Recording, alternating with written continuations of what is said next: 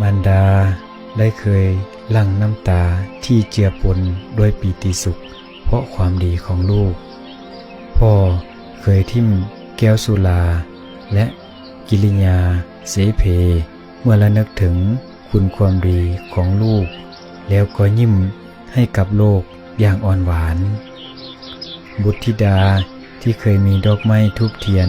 มาวางไว้มือและนั่งคุกเข่าคาบลงต่อผู้บังเกิดเก่า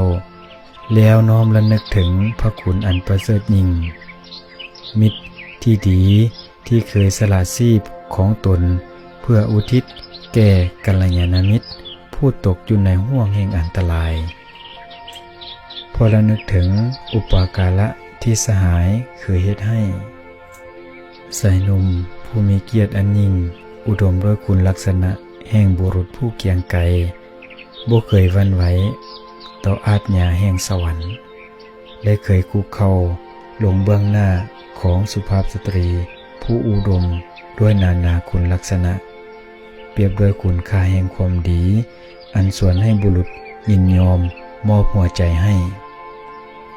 ฝ่ายสตรีเองนั้นเมื่อเคยยิ่งในศักดิ์ศรีของหญิงประพฤติตนอย่างมาลาในส่วนหลวงอันเป็นที่ห่วงห้ามยากที่ไผจะเอื้อมมือถึงแต่ก็เพราะเมื่อกระทบกับความดีของบุรุษแล้วความยิ่งนั้นก็พันพลายกลายมาเป็นความอ่อนน้อมยอมให้เขาเป็นเจ้าของทางร่างกายและดวงใจความดีซึ่งมีพลังอานุภาพอีหยังเช่นนั้นมันมีความหอมหวานนุ่มนวลส่วนให้ระลึกคิดถึงชั่วนิรันดร์การอันใดหนอจะเป็นเครื่องเชื่อมโยงดวงใจสองดวงให้มีความผูกพันมั่นคงบ่รู้จักสูญสลายไปยิ่งกว่าคุณงามความดีแม้นว่าความตายจะมาพรากห่างไปแต่คุณงามความดีที่ฝังอยู่ในใจอยู่บ่อาจจะถูกพรากไปได้ดอกไม้มีสันฐานดีสีงามแต่ให้กลิ่นจะมีคนชื่นชมไปดนปานใดชีวิตที่ขาดคุณงามความดีอันเป็นเครื่องประดับก็เป็นเส้นดอกไม้นั้นอันใดหนอจะเป็นที่ตั้งแห่งความบันเทิงสุขเมื่อระลึกถึงเสมอด้วยคุณงามความดี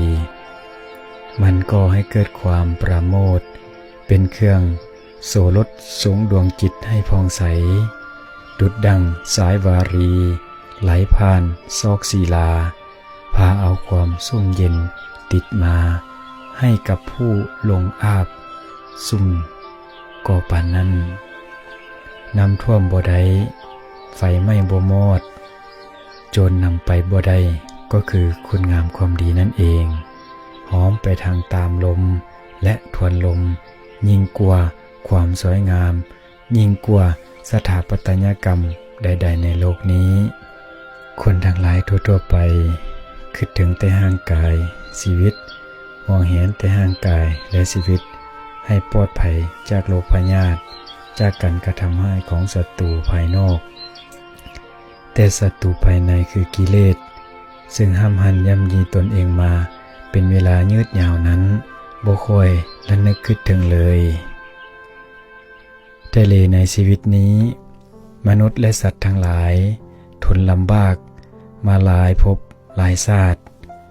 และบ่ฮู้ว่าจะอีกดนนานปานใดการที่จะยอมลำบากเพียงเทื่อเดียวแล้วจะบ่ต้องกลับมาเกิดอีกในชาติต่อๆไปนั้นเป็นสิ่งที่ควรคิดกันน้อยและค่อนข้างขี้ยานหลายตราบใดที่กิเลสยังอยู่ในตนก็ยังจะเกิดเรื่อยไปและการเกิดเรื่อยๆนั้นก็เป็นทุกข์บางเทื่อบางชาติอาจจะพลาดเผลอตกไปในอบายย่อมได้รับทุกข์ทรมานแสนสาหัสคนบ่ยอมทุกข์เล็กๆน้อยๆที่จะต้องรับทุกข์ใหญ่ที่รอท่าในเบื้องหน้าแต่มนุษย์ส่วนใหญ่ก็ยังยอมที่จะนำตน เข้าไปพัวพันผูกมัดกับพันธกรณีต่างๆเหล่านั้นสิ่งที่รับตอบแทนส่วนหลายก็คือความอิดเมื่อยกระหึดกระหอบ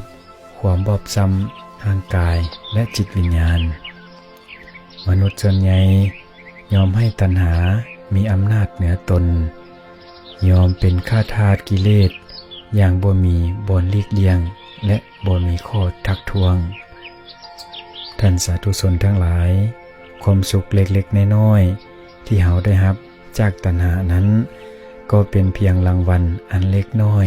ที่เจ้านายผู้เหี้ยมโหดทารุณเป็นผู้หยิบยืนให้เพื่อเป็นเหยื่อล่อหาไว้ใช้อีกต่อไปนายคือกิเลสจึงเป็นนายที่ทารุณกว่าผู้ทารุณใดๆเพราะมันเฮ็ดให้เฮาต้องสัตย์เสพเนจรเจ็บซ้ำและทุกข์ทรมานมือแล้วมือเล่าเทื่อแล้วเทื่อเล่าโดยบ่มีทางหยุดทางผ่อนขอให้ท่านทั้งหลายจงกระทำความเพียรให้ถึงในสิ่งที่ควรถึงเพื่อให้บรรลุในสิ่งที่ควรบรรลุเพื่อกระทำให้แจ้งจนสามารถเอาชนะตัณหาอุปาทานเป็นสิ่งดับสนิทแห่งกิเลสและกองทุกข์ในปัจจุบันโดยทั่วกันเทินสำหรับวันนี้เวลาของรายการปลุกให้ลุกขึ้นทำความเพียรได้สิ้นสุดลงแล้วขอความรู้ยิ่งเห็นแจ้งในพระสัทธรรมจงบังเกิดมีแก่ท่านผู้ใคร่ธรรมโดยทั่วกันทุกท่านทุกคนเทิน